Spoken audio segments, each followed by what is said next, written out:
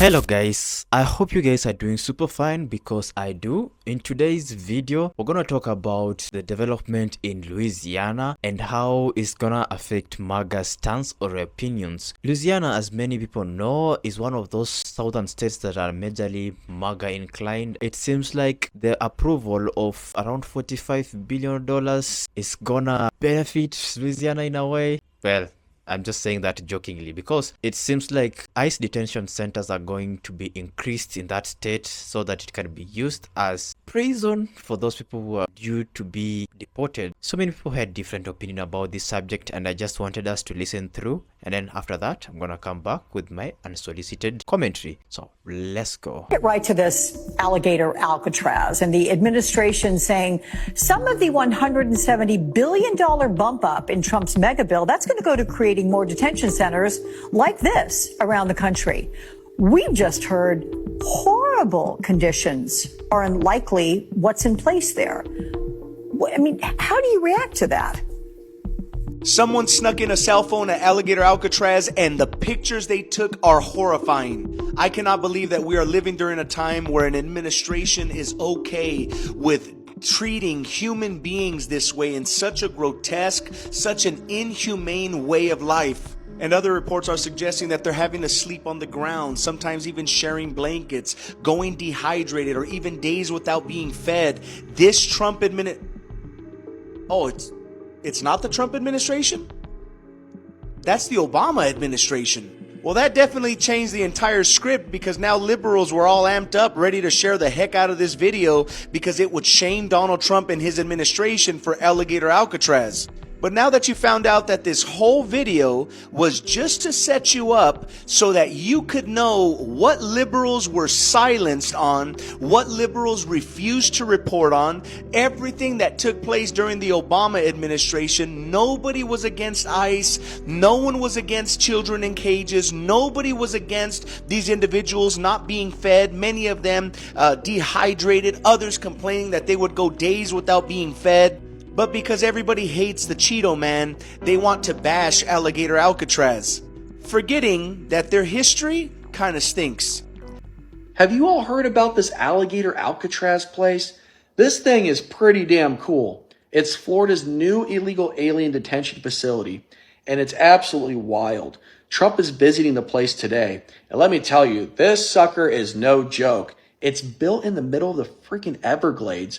Marshes, swamps, snakes, and of course, as the name alleges, alligators. And you trying to escape this place, you're not just getting past ice, man. You're getting past 15-foot gators, pythons, and who knows what else, possibly the Florida panther. And you'd have to walk 12 hours just to get to civilization if you survive. This thing is so secure, it's basically nature's version of maximum security prison. And Ron DeSantis even said, good luck getting out. There's one road in and the only way out is a one-way flight. That's how you do border enforcement, folks. Low cost, high security, Alligator Alcatraz, baby. Only Trump could pull off something this wild and something like this. But I want to know what you think about this place in the comments. Let me know, Patriots. Appreciate you. A labor union went to ICE detention centers. Just want to share with you some of the pictures and videos that they sent. So you can see this looks a lot like a prison or jail, but they actually call them detention centers or processing centers to get around a lot of the actual legality of having a jail or prison. They protested outside of the detention centers chanting, "We see you, immigrants are welcome here." People inside the facility were waving and holding signs. They were able to speak to some of the women that were being held in this detention facility or had been released, and they shared that the conditions were extremely inhumane. People needed medical care and there was a lack of medical care. People have even lost toes being in there, and that it was extremely hot. So there was either no AC or insufficient AC. And we're talking Louisiana in the peak of summer. This information came from the Service Employees International Union, a labor union with over 2 million people. They did a justice journey to Louisiana last week, so feel free to look it up and find out more information. You know, USA Today put an article out about Louisiana and its 7 detention centers for undocumented immigrants. On its face, that's not that big a deal, right? But here's the thing. Something to really understand about it is that Louisiana, like imprisons a higher percentage of its population than any other state in the United States, and as of a few years ago, any place in the world. They were able to take 7 different facilities and put them all in rural areas so that no activist and nobody will show up and really cause them problems about what they're doing. It begs the question, throughout history, when people are deported, they're deported. They're not housed by the thousands in these facilities. History says that this is not what they say it is. History says this is just a political payoff to all these red states. It's just providing terror. It's just simply, they're jailing people that committed no crime. They're jailing people that are legal residents. They're jailing people who, at worst, in most cases, committed a civil offense equal to jaywalking. I had a MAGA contact of mine say to me the other day that nobody's coming to the border. They just quit coming to the border. So this is actually working. Incidentally, that person that told me that was a white immigrant. Different perspective, huh? Absolutely different perspective. History is not going to smile on this. Just remember, the last 3 times we've done this, we've had to invite these people back. But we never did this before, where we stockpiled hundreds of thousands of people and treated them like they were less than human. I believe in a principle of seed time and harvest. This is scary because the harvest on this could be terrible for us. Peace out. You know what? It's crazy to think about how these people who are being detained are treated. The video that I've seen over there, those things that they are covering themselves with that look like aluminum foil, that which is used when rescuing people, maybe someone who has fallen inside a pool or sea water and then they are being rescued and then they wrap themselves in that in order to preserve warmth. Imagine a detention center doing that. Maybe let's say you've been held there for like a month, sleeping under those conditions, crowded place, no beds, you sleeping on the floor and then covering themselves in that type of shit. To me, I think that is inhumane. It's even though some of the people would think that at least now that they're creating these centers so that it can be spacious, so that people can be held there and then due process can be observed. Nah, even people in jails and prisons, I think they have it better than these people who are in these detention centers. I don't see the reason why they should be treated like this. But anyways, what do I know? Hey everyone, Eric Kelly here with more breaking news. ICE just quietly rolled out a policy that could let them detain millions of undocumented immigrants without ever giving them a bond hearing. A memo sent out last week by Acting ICE Director Todd Lyons says immigrants who cross illegally are now presumed mandatory detention cases, meaning no judge, no hearing, and possibly no release for months or even years. This doesn't just affect recent border crossers. Longtime residents with deep ties to the U.S., even people with no criminal history, can now be locked up with no chance to ask a judge for a bond. The memo was issued just as Trump's DOJ secured $45 billion in new funding, partly to double ICE's detention capacity. So now ICE gets to decide who stays behind bars with no court oversight. Advocates say this is an all-out assault on due process and a dangerous power grab, because now it's not a judge deciding your fate, it's ICE. Trump administration has said that it will give ICE access to Medicaid recipients' information, including their addresses, so this is your reminder that undocumented people cannot access Medicaid. They can't access Medicaid, so the Trump administration is giving ICE American citizens' information. Not that we didn't know that. Not that we didn't know that American citizens were also being detained by ICE. But just as a reminder, undocumented people cannot access Medicaid. So the information that the Trump administration is giving ICE is solely American citizens' information. Just so you know. The USDA and the Trump administration are demanding to be handed over a list of every single person in this country that receives SNAP benefits. Food stamps, if you're not familiar.